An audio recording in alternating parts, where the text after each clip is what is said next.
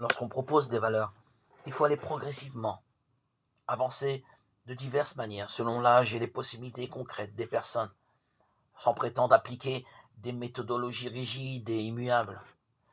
Les précieux apports de la psychologie et des sciences de l'éducation montrent la nécessité d'un progrès graduel dans l'obtention de changements de comportement, mais ils montrent aussi que la liberté exige des réseaux et des stimulations, car abandonnée à elle-même, elle ne garantit pas la maturation.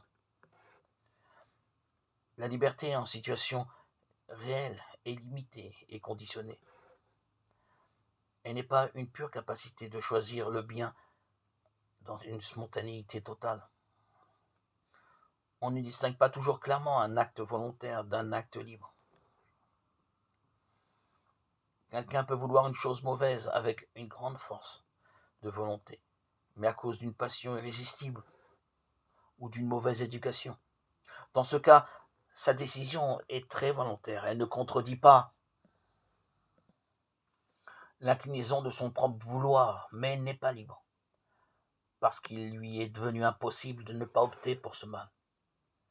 C'est ce qui arrive à un toxicomane compulsif lorsqu'il veut de la drogue de toutes ses forces, mais si conditionné que pour le moment, il n'est pas capable de prendre une autre décision.